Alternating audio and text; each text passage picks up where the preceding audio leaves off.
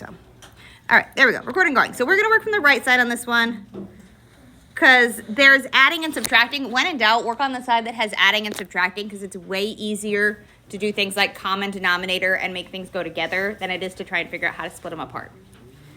So if you cannot figure out which side to start from, go for which side has adding and subtracting. If they both have adding and subtracting, we're just gonna go with good luck and pick a side. So on this right-hand side, what would we want to do?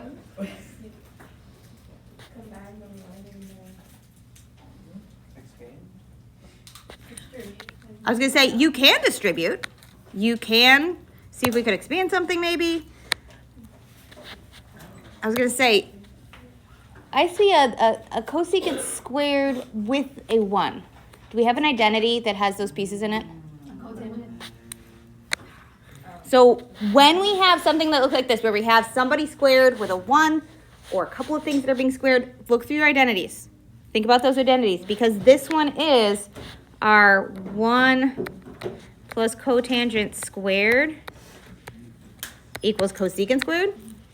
That's one of our identities. Okay, good. I didn't get under the buttons. Which means I could rewrite that. If I subtract 1 from both sides, we'll have our cotangent squared is cosecant minus 1, right? So I can replace this whole cosecant squared minus 1 with a cotangent squared. So what we have now is we have cosine of theta, cotangent squared theta.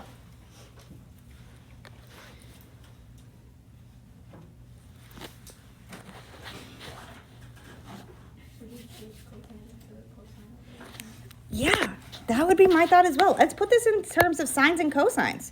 Let me make my pen a little bit thicker because I was writing really small. That seems really thin up there. So let's make this be our cosine theta, and cotangent is going to be cosine squared theta over sine squared theta. So we could combine some of these things together a little bit, make this a little less fractiony because I've got cosine times cosine squared. So this is the same thing as having cosine cubed theta over sine squared theta.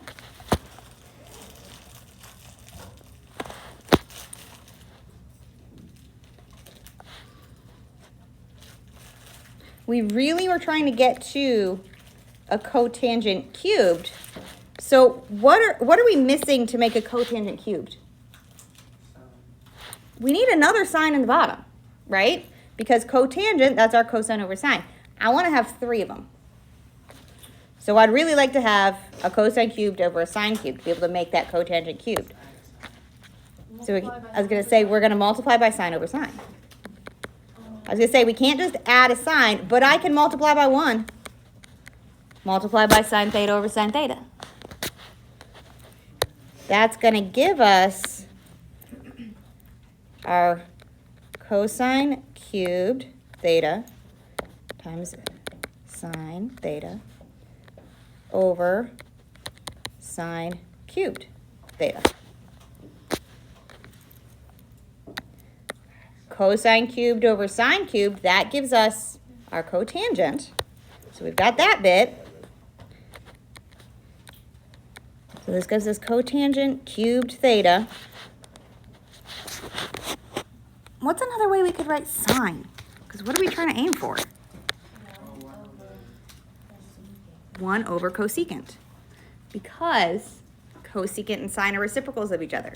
So cosecant is normally 1 over sine. 1 over sine. Same thing as sine. So this is the same thing as times 1 over cosecant. The hardest part on this one is figuring this guy out. How do we get the extra bit that we're missing from over here? But if we went this way, it would be figuring out this identity piece. So it's got a kind of icky piece no matter which way we go. But that's the exact same thing that we had up here. This is the same thing as cotangent cubed over cosecant. Yep. Verifying will show up on quizzes. It will show up on tests. It will show up forever. Okay, questions on this one? On the quiz, is it going to be like the one with the tangent? With the 4? Yeah. I don't recall off the top of my head. Okay, give me a second, I can look. Let me see what we did. I'm going to go with probably not until we get at least into the point where we have information about the multiple things in there. We will have formulas for all those things by the time we need them. But honestly, that was kind of because the textbook has homework problems that are kind of gross. I'm trying to remember what we did and why we did that. I know we picked that one for a reason, and I don't remember which reason. I think just so we practiced it a little bit. I only have half the homeworks over here because I didn't have them printed out. Okay, let's do another one. Boop. This one. Good. I was like, it's not awful.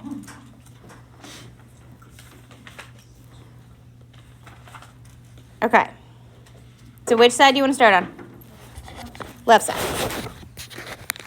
You can absolutely do it from either side. So if you prefer the multiplying sides, totally fine. It's just a little bit harder, I think, for my brain. All right, so we're going to start over here. What should we do? Change the secant to be 1 over cosine x minus cosine of x.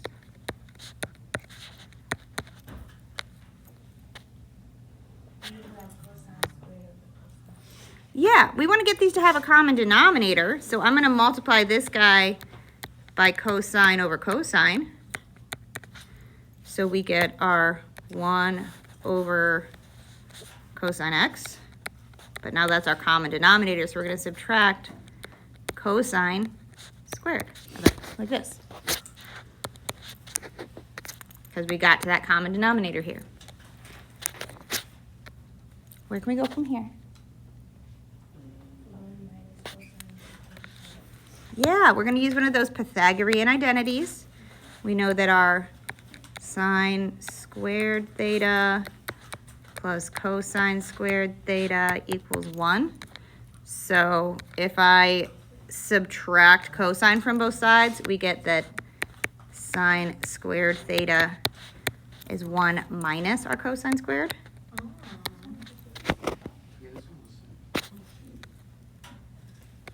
So we now know that this guy is the exact same thing as this guy. So I can write this as our sine squared theta over cosine. Oh, sorry, we're in x's right now. Sine squared x, cosine x. There we go.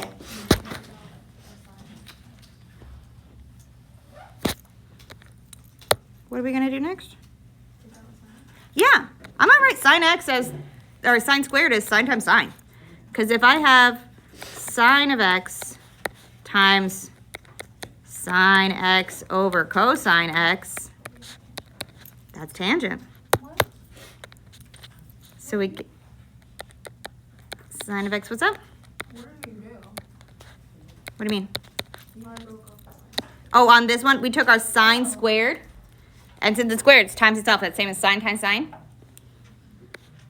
So I just split it over here. You can also write it, if that bothered your brain, we could do this as sine of x times that.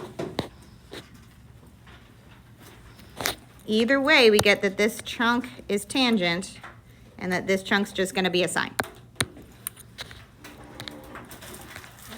Okay. So yeah, some of the verifying guys from yesterday were kind of gross. And I know I didn't have the PDF copy of the notes up. I have them all done basically above this in the slide, so I'm going to put it on both days so it'll have all the PDF copy of the notes from yesterday as well as all of our stuff from today. Did anyone have specific questions about ones from yesterday? because I know we weren't super fans of the 4 one or of the 2-letter one, the 2 variables. They were kind of gross. And I agree. But we could do it. Okay, because there's one last kind of problem in section 1. And it's things that look like this. Don't be scared.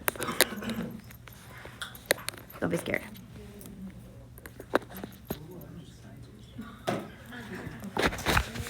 All right, this is, I was going to say, there's problems like this on homework 1. 99%, I believe. I think, but I must have completed homework 1. So. Yeah, the last couple of them on homework 1 are like that. I like this.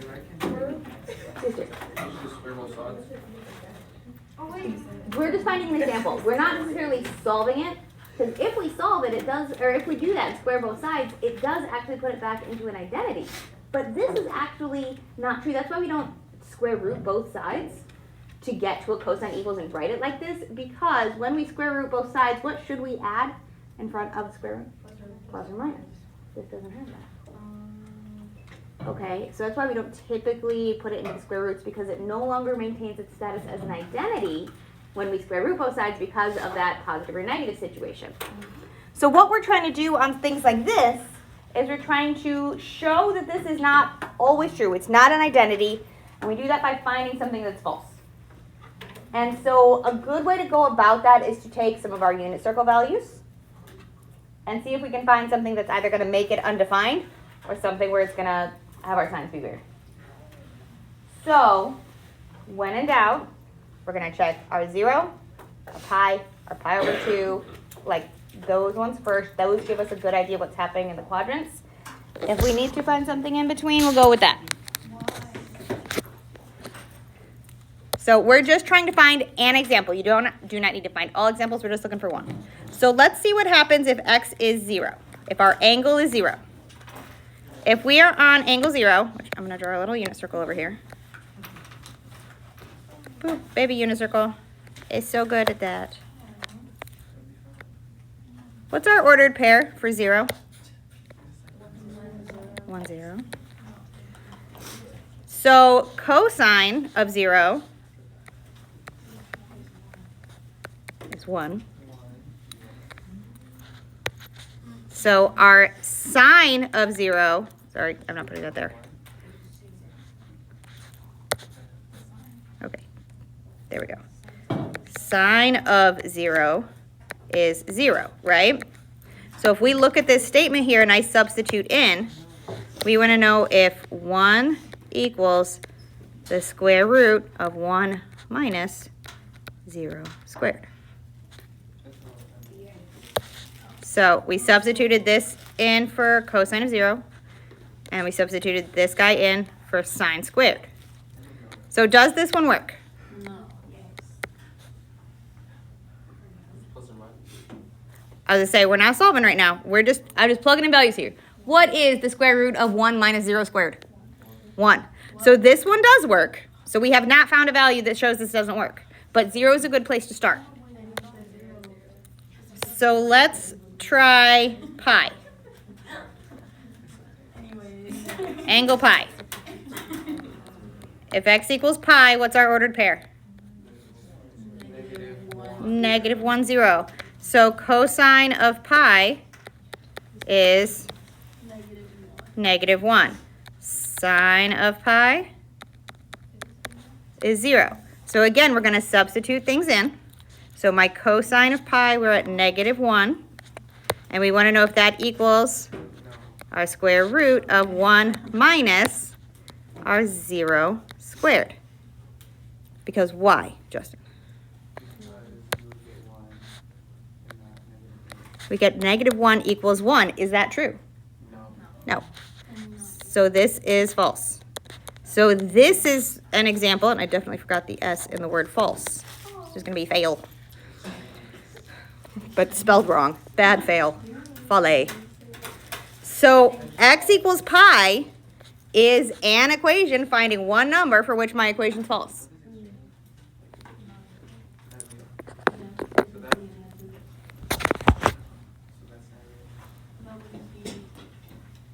It was, Wait, would that count as extraneous?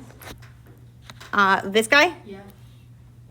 No, it's just an example of why this doesn't count as an identity. Okay.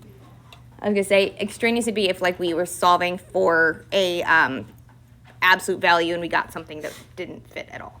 Like we got absolute value of x is -2. So extraneous is for like equations. Yes. Yeah. Yeah. Yes, dear. Why didn't you do the plus or minus? Because we're not actually solving this.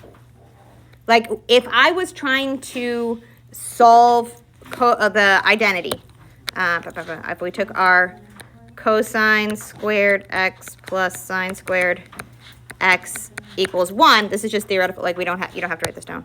And I was trying to get a cosine equals, we'd subtract our sine from both sides to get our 1 minus sine squared. And if I wanted cosine by itself, we could do that and square root both sides. Cosine x equals plus or minus the square root of 1 minus sine squared. So this would still count as identity because it's showing us that. This case, we probably would have extraneous answers because we'd have two options. One's going to work and one's going to be weird. But this is not the exact same as this. It's missing this piece. So this isn't a matter of figuring out what's wrong with that. It's going to be a plug and chug and find something that doesn't work. We were just talking about why we would not do it like this because we started to spot that pattern there. So these are not always going to have like an identity piece in here that's easily recognizable. Sometimes we're going to get things that look at other stuff. So similar vibe. We've got cosine of minus t, and we want to find an example where it's not going to equal the same thing as the opposite of cosine of t. So again, let's think about values on our unit circle.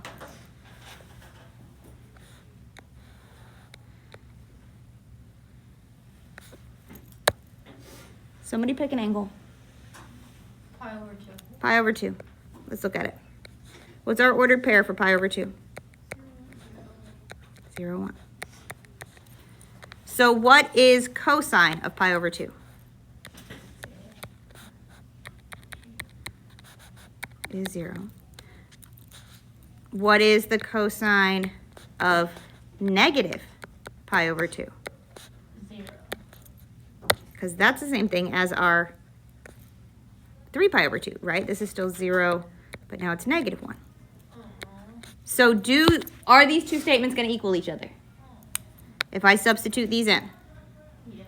Yeah, because our cosine of minus pi over 2 was 0, and our minus cosine of pi over 2, 0 equals negative 0. So this one does, in fact, work. Let's pick a different angle.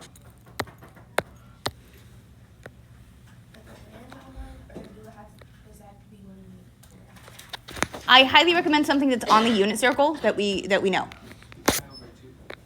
We just did pi over 2. 0. 0. Let's look at 0. What's our ordered pair for 0? 1, 0. 1, 0. So cosine of angle 0 is 1. So what is our cosine of the opposite angle? So our negative.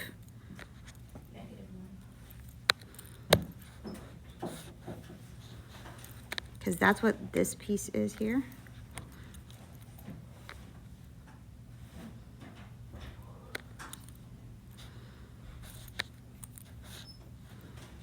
We have here our, there we go, substituting in. Cosine of 0, or even like minus inside here, is still going to be 1. But our opposite of our cosine of 0 is actually going to be the opposite, negative 1. So our 1 does not equal negative 1. So angle 0 does not work for this guy. So we're picking pieces on the unit circle and finding our values. I don't have that there. So we knew our cosine of 0 equals 1. So cosine of the opposite of 0, negative 0, is still 1. but the opposite of that whole phrase is -1. Yes, dear. If we do pi over 2, we can't do 3 pi over 2, because I said 3 pi over 2. Oh, sorry, I heard pi over 2. 3 pi over 2 would actually give us these same exact pieces because our 3 pi over 2 over here would be 0, and then our minus 3 pi over 2 would be giving us pi over 2. So it would be still looking at these two pieces. And on this guy, since our opposite of 0 is still 0, that's why we get our things here. Okay, so if we have the same piece here, we're just going to kind of do a guess and check. Work with unit circle pieces. It's going to make your life way easier than picking like 47 degrees. Don't be mean to yourself like that. Okay. The other kinds of relationships they will have us look at sometimes are pieces like this. This is our last one. So we're trying to find a number for which this is false.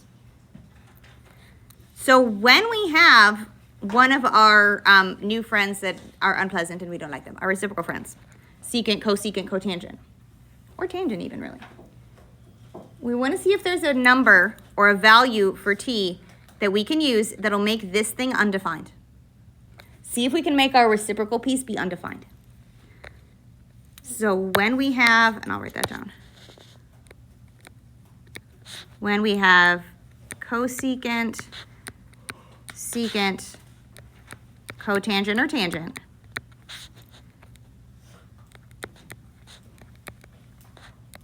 is there a place undefined? Mm-hmm.